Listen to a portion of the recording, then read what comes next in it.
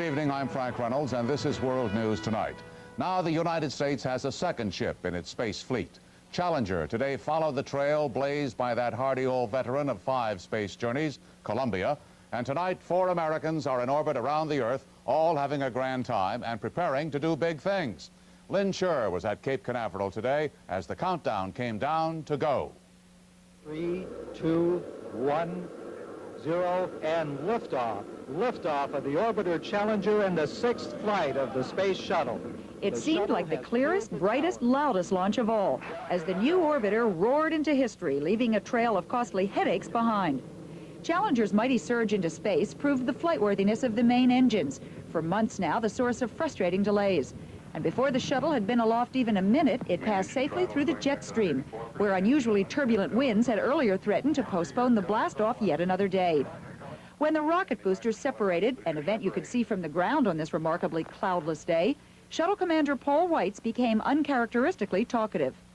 SRB-7 was something. It will be a long day for the 4 astronauts who breakfasted on Earth this morning. Weitz is a veteran of Skylab, along with space rookies pilot Carol Bobko and mission specialists Story Musgrave and Donald Peterson.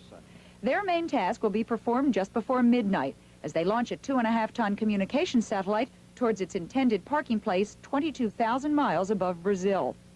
On Thursday, to make up for the mechanical failures that scrubbed the spacewalk on the last mission, astronauts Musgrave and Peterson will leave the orbiter for 3.5 hours. For the space agency, today's successful liftoff was more than just their 6th trip into orbit. Challenger is lighter and stronger than its predecessor, Columbia, and capable of earning its keep with far heavier payloads. Finally, NASA has at least the beginnings of a fleet. We're very thankful that America's space ships have doubled today. We've got 2 veterans now. Late this afternoon, the crew beamed back their first television from space to show Mission Control a section of insulation that had peeled back from the orbiter's surface during launch. But officials on Earth said it presented no problem. NASA is counting on today's launch to get the entire shuttle program back on track. Challenger still has 3 more flights scheduled for this year, and the trusty veteran Columbia has 1. Lynn Scher, ABC News at the Kennedy Space Center. Gene Cernan, the commander of Apollo 17, was at Cape Canaveral today to witness the launch of Challenger. Gene, now that we've added to the fleet, it seems to me that in itself is a major accomplishment, because Challenger is similar to, but it's certainly not a carbon copy of Columbia. Frank, you know, indeed, last flight Columbia did launch a couple commercial satellites, but today I really do have just a very good feeling inside that we have a new beginning. It's sort of a new dawning of an era that space is now available to the consumer. The consumer has a marketplace for his products, and we do have a fleet of 2. Soon we'll have a fleet of 4.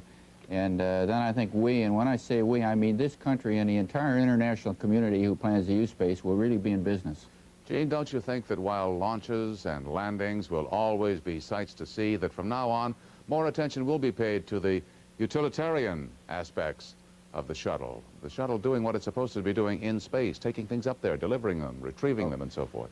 Oh, Frank, how many times have we heard over and over again, way back in the days of the Mercury, Gemini, and Apollo program, is it worth it? Is the money we're spending worth it? I think certainly we could justify it at that time in many ways and in many means, but now that justification is becoming truly visible and available to us. And it's a good thing that all goes well. Thank you very much, Gene. I know you had a good time down there today watching it go. I'm sorry you missed it down here, Frank. It was another spectacular flight, and as routine as they may seem, they don't quite get that.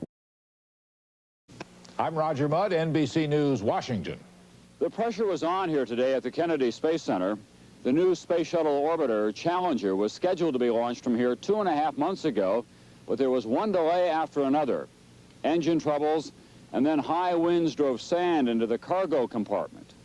For a while this morning, NASA officials worried that high winds at high altitudes might force another postponement. But that problem went away, and the 4-man crew entered the new spacecraft right on schedule. Commander Paul Weitz, pilot Carol Bobko, mission specialist Story Musgrave, and Don Peterson. NASA experts were confident the earlier engine troubles, fuel line leaks, were corrected, but they wouldn't know for sure until liftoff, set for 1:30 p.m. Eastern Time. 6, we have main engine ignition, 4, 3, 2, 1, 0, and liftoff. Liftoff of the orbiter Challenger and the 6th flight of the space shuttle. The shuttle has cleared the tower. Challenger's underway with our whole program. It was all NASA had hoped for, an on-time launch, no major technical difficulties. Challenger, you're go at throttle up. Commander Paul Weitz ran the engines up to 104% without a hitch. Later, the crew did notice some loose material at the tail of the Challenger. This is the area where some of the insulating tiles tore loose in the first shuttle flight. On Challenger, a thermal blanket has replaced tiles in those areas, and apparently parts of it tore loose today. NASA says it is not a serious problem. The mission is on as scheduled, 5 days, with touchdown Saturday in California.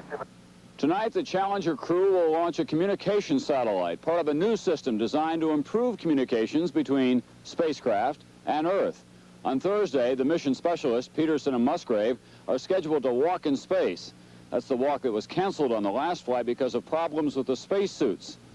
NASA officials hope that today's successful launch will get them back on schedule for what should be a very busy year, critical to the space agency's future. Robert Bazell has more on that. Before today's launch of the Challenger held up the shuttle program at a crucial time, just as it was supposed to become a routine operation, carrying cargo into space for paying customers. NASA is planning 5 shuttle launches this year. They were supposed to be spaced evenly, but because of Challenger's problems, NASA will be trying to compress the schedule into the 8 months remaining in the year.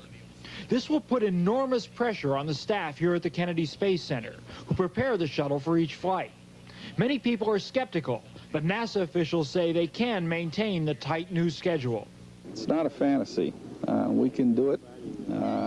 Not only myself, but several thousand other people here think we can. One reason for the pressure is that each shuttle flight performs functions crucial to future flights. The main cargo on this mission is a complex communications satellite. NASA is trying to get 2 of these into orbit by September 30th. On this 6th mission, and on Mission 8, now planned for August. The 2 communication satellites are needed to gather data from Space Lab, a laboratory to be carried this fall in the cargo bay of the shuttle Columbia. Space Lab will be a joint venture of 50 companies from 10 nations. The timing is crucial. For scientific reasons, it must be launched close to September 30th. If it is not, NASA will lose a great deal of prestige, and the investors will lose a lot of money. Another reason for the pressure is politics. NASA wants money from Congress now to build a space station in the 1990s. And in order to get it, the space agency will have to prove that the shuttle is reliable. There will have to be a lot more good launches like today's, but right on schedule. Robert Bazell.